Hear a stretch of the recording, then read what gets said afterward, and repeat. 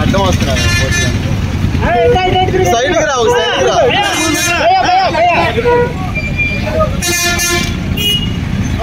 బాబా Saheb doctor B R Ambedkar Baba Saheb doctor B R Ambedkar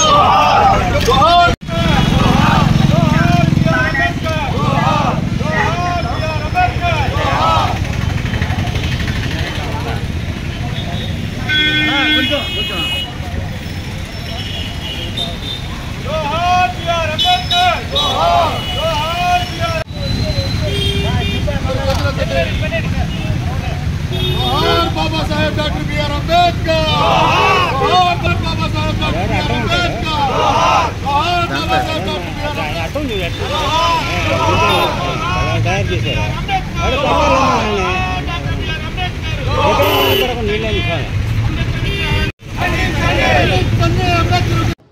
Vijayawada నడిబొడ్డులో అత్యంత ప్రతిష్టాత్మకంగా గత ప్రభుత్వంలో వైఎస్ జగన్మోహన్ రెడ్డి గారు మరి భారీ అంబేద్కర్ విగ్రహాన్ని మనకి ఎవరైతే రాజ్యాంగ నిర్మాత మరి మనకి దళితులు ఆశాజ్యోతి బీసీ బడుగు బలహీన వర్గాలందరికీ మరి ఆయన వల్ల ఈరోజు ఎంతోమంది మరి ఈరోజు ఈ పొజిషన్లో ఉన్నారంటే ఆయనే అటువంటి మహా నేత యొక్క విగ్రహాన్ని మరి దానికి సంబంధించినటువంటి శిలాఫలకాన్ని ధ్వంసం చేయటం మరి అత్యంత దారుణమైన విషయం. దానిలో భాగంగా మరి ఏదైతే పార్టీ సెంట్రల్ ఆఫీస్ నుంచి పిలుపు మేరకు మరి మాజీ మంత్రివర్యులు మాజీ ఎమ్మెల్యే బాలినేని శ్రీనివాసరెడ్డి గారి వారి ఆదేశాల మేరకు ఈరోజు మరి అంబేద్కర్ విగ్రహానికి మేము పాలాభిషేకం చేసి నిరసన వ్యక్తం చేయడం జరిగింది. మరి మనం గమనిస్తే మరి అంబేద్కర్ గారు అంటే ఏదైతే కూటమి ప్రభుత్వం వచ్చిందో ఆ రోజు నుంచి అనేక విగ్రహాలు ఏదైతే రాజశేఖర రెడ్డి విగ్రహం కానీ అనేక శిలాఫలకాలు ఎవరైతే గత ప్రభుత్వంలో మంత్రిగా పనిచేశారో ఎమ్మెల్యేలుగా పనిచేశారు వారు ఓపెనింగ్స్ ఏదైతే చేశారో అవి పగలగొట్టడం చూసాం.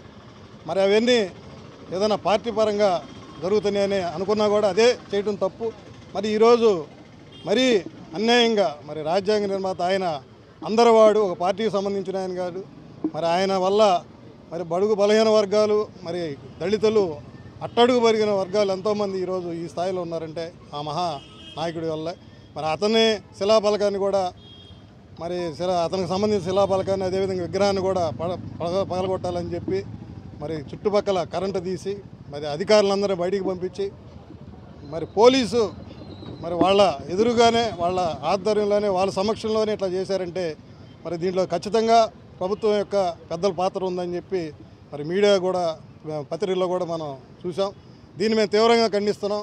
గతంలో కూడా చూసాం చంద్రబాబు నాయుడు గారు మరి ఎస్సీల్లో పుట్టాలా అంటారు. అదేవిధంగా ఆ టీడీపీ నాయకులు మరి ఎస్సీలకి పెద్దగా ప్రాధాన్యత ఇవ్వలేదు.